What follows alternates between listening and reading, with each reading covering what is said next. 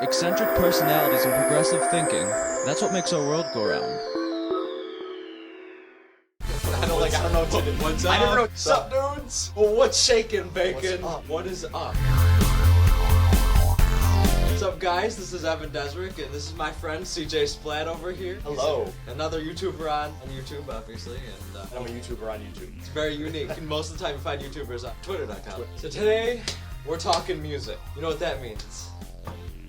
Rock and roll. Yeah. Yeah. So, Christian, you are a guitar player of 5 years. 5 years of playing guitar. 5 whole friggin' years. 5 years and a lot of performing live. A lot of performing, and he's good. So, Groundbreaking bands. Well, I guess we have to start off at the band that influenced every other band, which would be the Beatles. Beatles for Sale. all 4 of them. All 4 of them.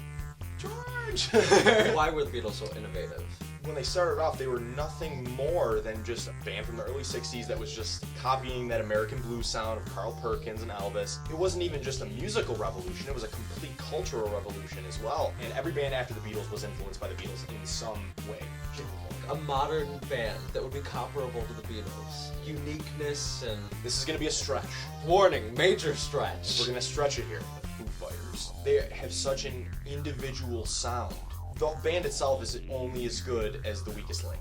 And every member of that band is just so great. The uniqueness and the way that they represent a generation, there's parallels there. Especially the song that comes to mind is Eleanor Rigby. Love Eleanor Rigby, and I didn't even know it was called Eleanor Rigby, but it's got such unique sounds and iconic orchestral. Once you get to like Rubber Soul, they just change. Then they're influenced by Bob Dylan, the Piece de Resistance, you get to Sgt. Pepper. You weren't confined to just what you had in your 4 members of the band. Next, meaning. Today versus bands back then. What do you think the true value of the words in a song are comparable to like the music? Even back then, there were songs that were just nonsense. Octopus's Garden. Octopus's Garden. Yeah. I personally think love songs were better back in the 70s, and not even just pop and stuff, but like Follow You, Follow Me by Genesis is always one of my favorite songs. And I'm not dissing anyone that likes modern music. Hey, I love That modern kinda- music. That's what I'm saying. Music is music. Right. To a person that avidly listens to that, yeah, they're gonna know exactly what the differences are. I think a lot of it too is just like the generation different. Right, even some things that did have deep meaning the later that the music progressed, like with Pink Floyd. Right as soon as The Wizard of Oz came out, there was the whole Dark Side of the Moon thing. The Dark Side of Oz, yes. Music is so interpretive. Yes, yes. The point of music is for some sort of friend that you have when you may not have anyone to go to. I have a myth. Does music talk to people?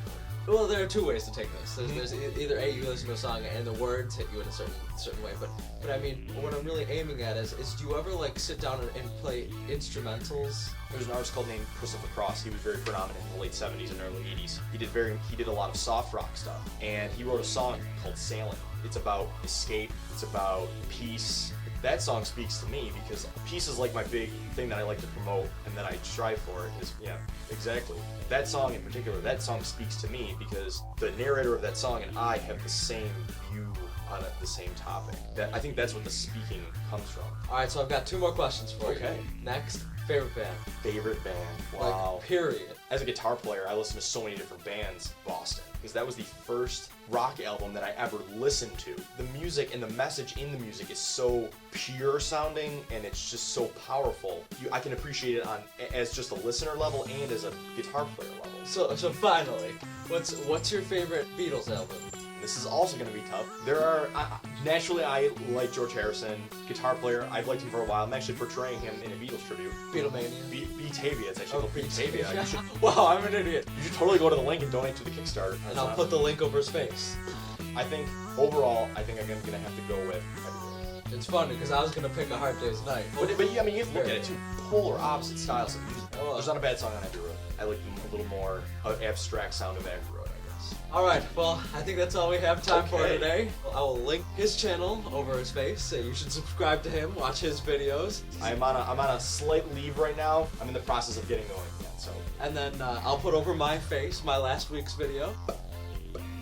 Pow. Pow. Bam. Kaboom. Wow. Zoop. Zoop. Bam. Slap. Alright, well, like, subscribe, comment. Are you on Twitter? I am on Twitter. Follow him on Twitter too. Facebook. He's on Facebook too. This guy's everywhere. And I post pictures on Instagram. Yes. And you have a I have a Twitter. I'm on Twitter. Twitter. And that's it. We will catch you Later. New videos every Saturday at 5. Catch you on the flip side. And remember, be a star.